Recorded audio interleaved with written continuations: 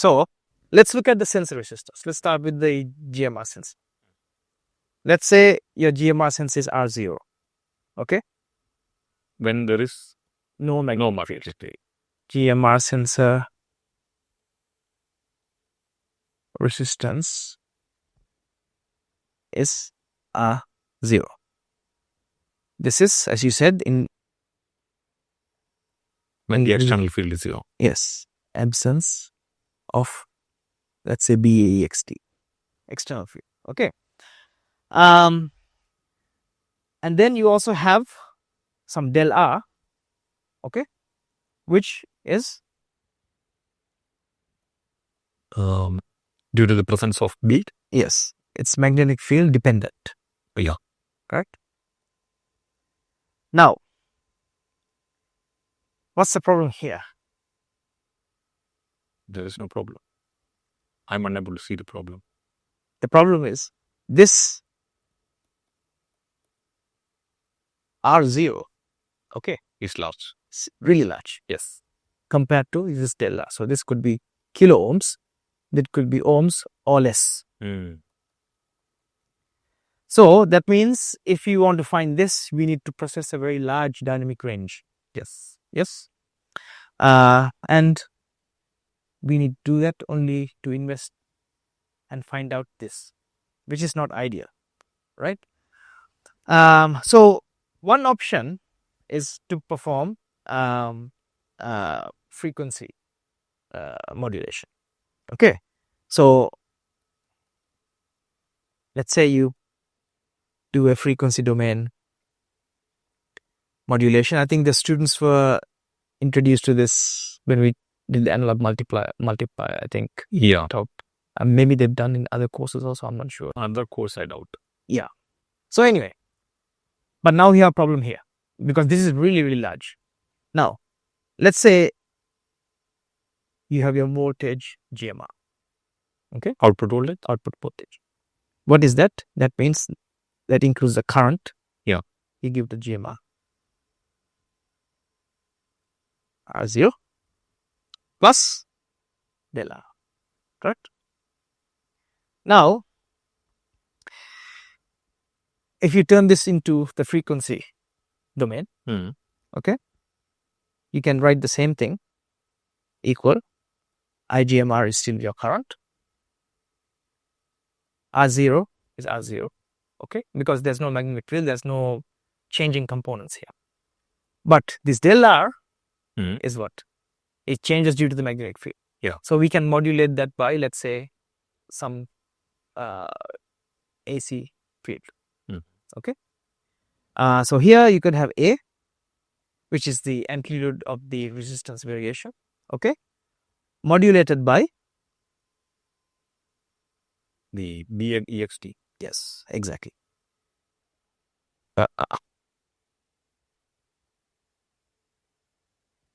So this will be 2 pi excitation. Okay, that's what's producing magnetic field. T. Correct? Yep. This is the excitation field. Okay. Now, can we get rid of something here in this equation? Get rid of which one? So now we change it to the frequency domain. Now we have this. Now our problem was R0, right? Yeah. So R0 is really, really high. What if we have? So R0 is not frequency dependent? R0 is not, because there's no magnetic field, right?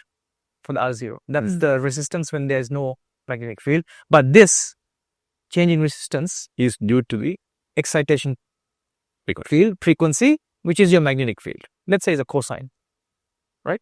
So, and that changes according to this. This is the amplitude variation of your del R. Now, if we have, let's say, a high pass filter, we can get rid of this DC component. Okay. So now we are maybe reduce the dynamic range a little bit because it's quite large. Okay, now you can get rid of R0, which was our initial problem. Yes. Okay. Right. What else can we get rid of? Because all we want is this. Okay, but there are all these other things here. Yes. However, this excitation current. Okay, so again, drawing a very simple picture here. Remember, this is your conducting wire. This is your GMR. Yeah. This is your bead. Okay. Yeah. And this is your excitation current, sense. Okay. And bead. Yeah. So this excitation current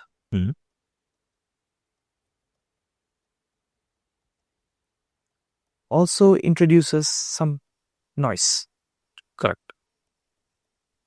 That's what you're talking about. Yes, Before, right? yes. This noise we call crosstalk. Why do we have crosstalk, and why is crosstalk really bad in very small chips like this? Because they are nearby. There's nearby, right? There's very little spacing. Yeah. Okay. So there's some, because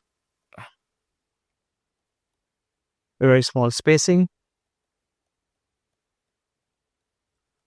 between these components, right? Between these components.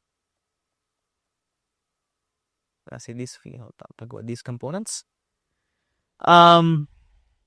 So there's some inherent capacitive and inductive coupling, right, between the GMR sensor and the conductor wire. Yeah. Okay. So if we have a high frequency excitation field, right, this will unintentionally induce voltage and current in the GMR sensor. Now we have a problem, because initially we want the signal only to be in the stray field. Yes. But now we have this also to Correct. right, to worry about. And this is it correct to say parasitic capacitance or parasitic crosstalk? Yeah. Yeah. So this parasitic crosstalk, right, is much larger than the stray field. Stray field in the bead. Stray field of bead. Okay, much larger. So if you want to further reduce the Noise. yes, You have to reduce the crosstalk. yes, the noise, you need to separate the stray field, right? The bead stray field from the crosstalk voltage.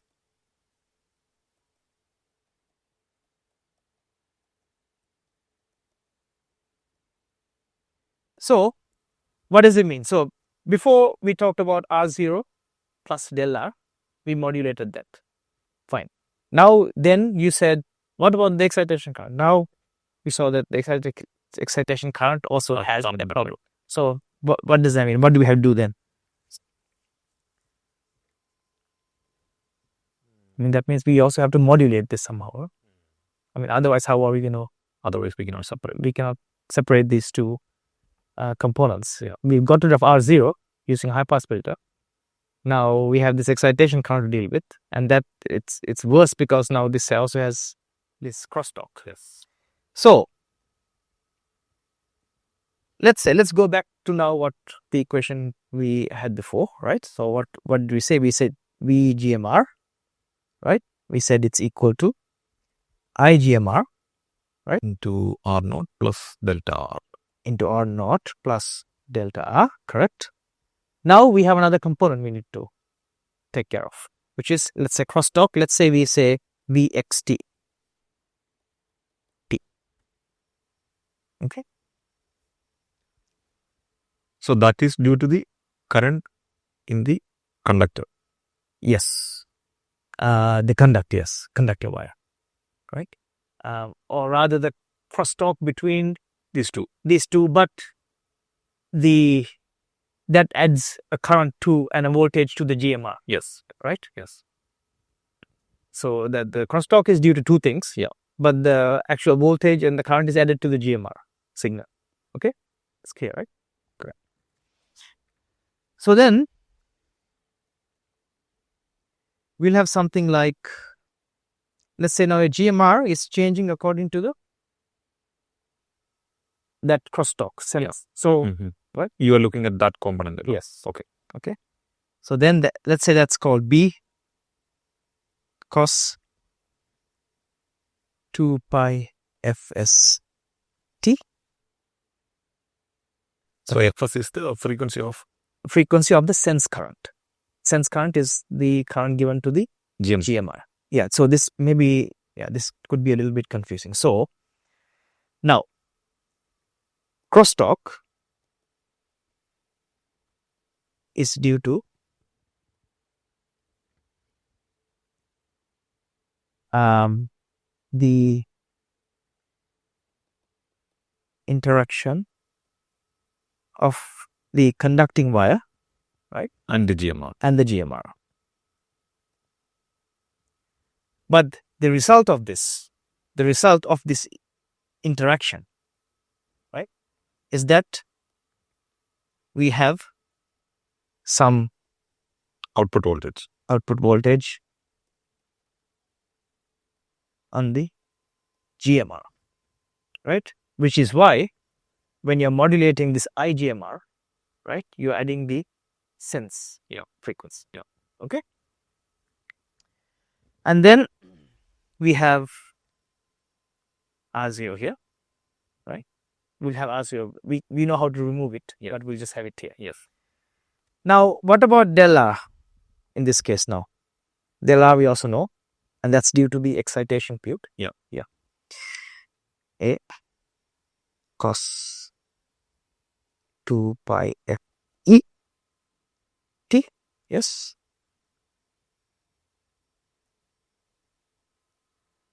What about the crosstalk? It will be C. Okay, some amplitude because there's another amplitude. It's not B, A or B. So it will be at Fe frequency?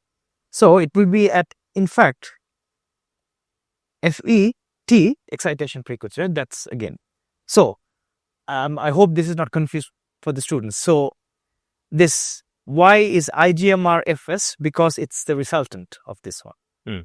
Why is the crosstalk Fe? Because Fe happens, right? The crosstalk happens because of the excitation frequency. Yes. Right? Yeah. So two different things, right?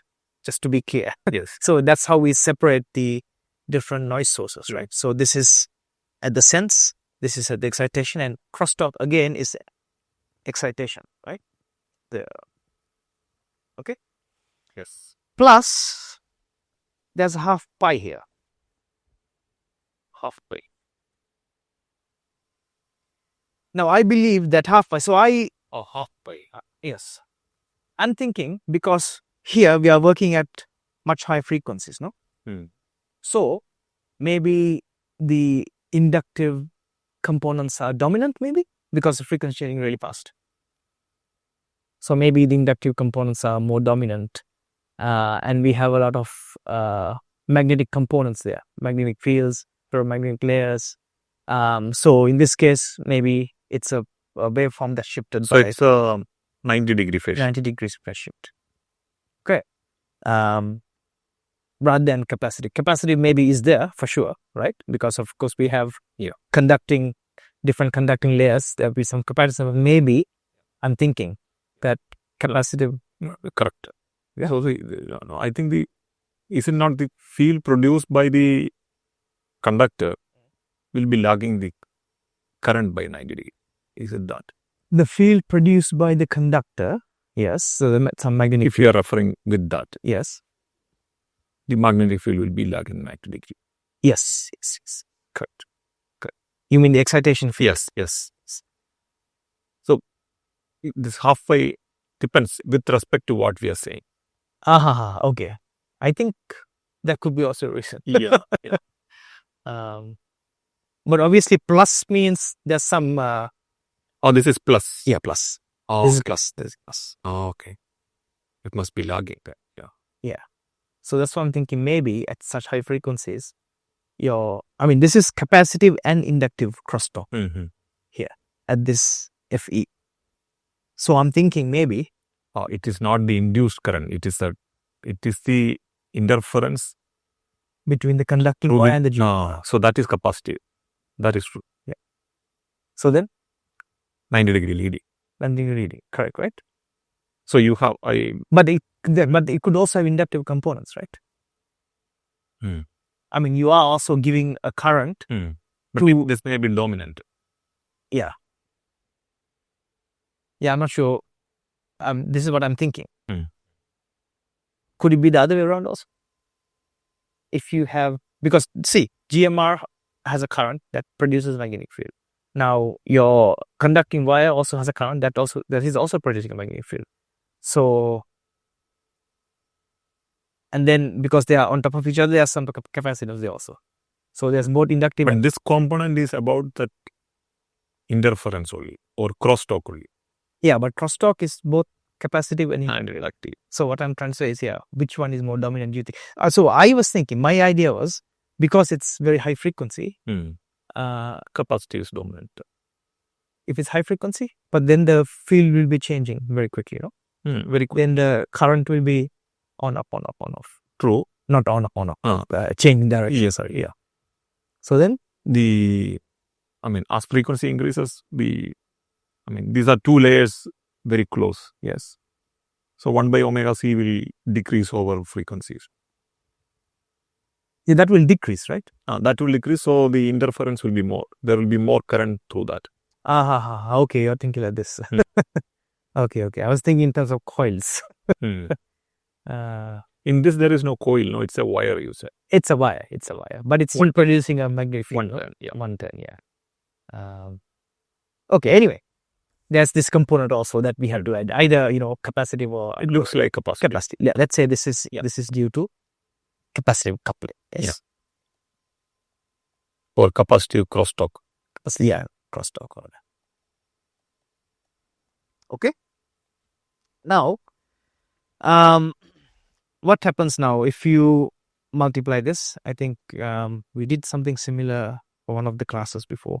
But let's say you get BR0 cos 2. So we'll have one at Fs plus Fe and one at Fs minus Fe. Yes. Right? And then you get plus half AB cos 2 pi Fe minus Fs, correct? Yeah. T. And then plus half AB cos 2 pi Fe plus Fs T. Yes. Plus you have your crosstalk. C cos 2 pi Fe T plus half pi. Yes. Now, you can clearly see here, that's Fe minus Fs. Yeah. So your excitation minus your sensing. So if you take that out, technically, shouldn't you get your bead? Correct. Strafing signal. Yeah, right? But how do we get this? We are not going to do calculations, are we? We will look at that frequency component alone. Yes, but how do we do that? We can look at that frequency component. See in the frequency domain. In frequency domain. So you're talking about the frequency analyzers or spectrum analyzers. Yeah. Okay, so one way is to probably use what we call a fast Fourier transform. Yes, FFT. Yes, into an FFT. What other ways are there, Boby? Or multiply with that frequency alone. Okay. That's what you've done some classes before. Yes, so you're saying a reference signal. Yeah. Signal. And then equal to this. Yes. And find average value. Find the average values. Means integrate.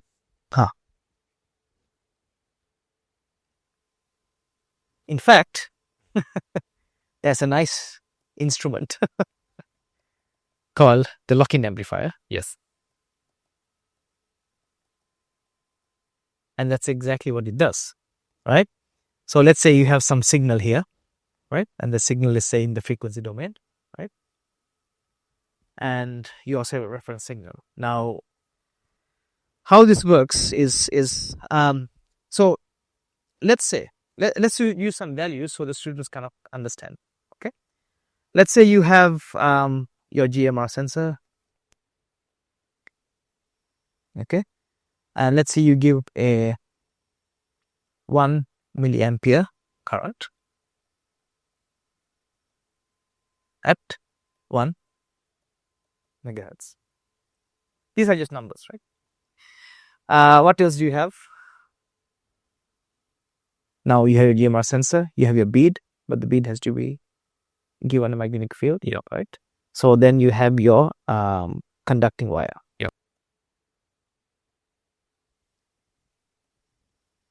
Now the conducting wire, let's say you can obviously give more current to that at, let's say, at 1.05 megahertz. Now, what did we find out? Sorry. We are looking at the difference, right? Excitation and the sense current. That's what we want to measure because we think our stray signal will be at that frequency. Okay, so in this case, 1.05 minus 1, you get 50 kilohertz, correct? And that 50 kilohertz will be your reference frequency, in this case. Okay, your signal is all the signals, GMR, excitation currents, bead signals, crosstalk, magnetic talk, all talk, different talks, different noises, right?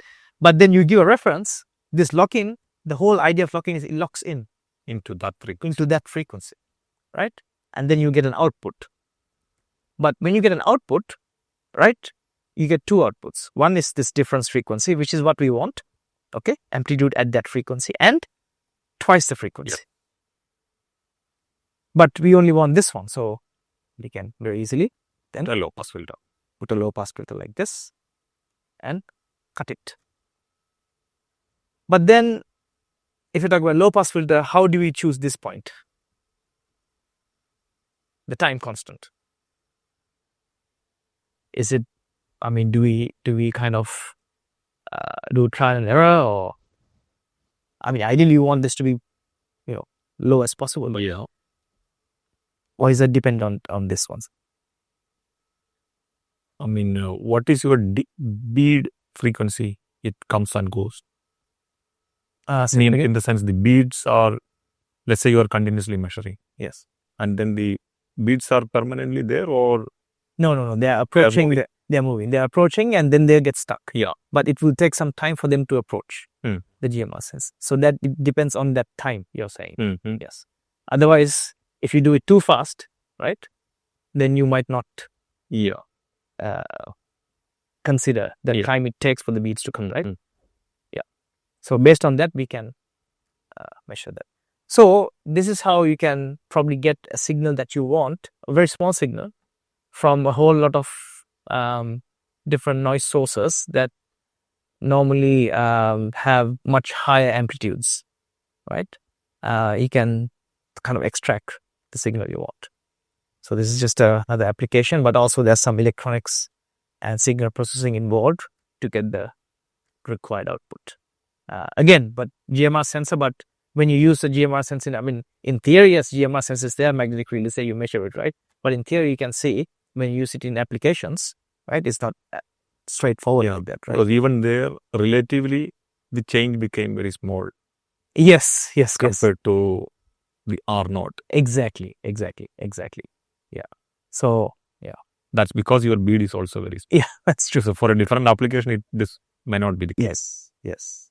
Your bead is also small, but the nice thing with this is that, so if you compare it to, we've done surge coils and flux gates, GMR, you can see there are a lot of applications where you have to kind of scale down the sensor to very, very small size, right? So even the magnetic hard disks, right, that changed the whole industry because this GMR could be used because it's that small. Yes. Now even the biochips, I think, right, the advancements, The magnetic ones are possible because this is available. This is available, right? Otherwise, your beads are there, but then how are you going to measure that bead? Yes. Straight field, right? Yes. So GMR again, maybe the applications are not as diverse as a search coil or a flux gate, maybe.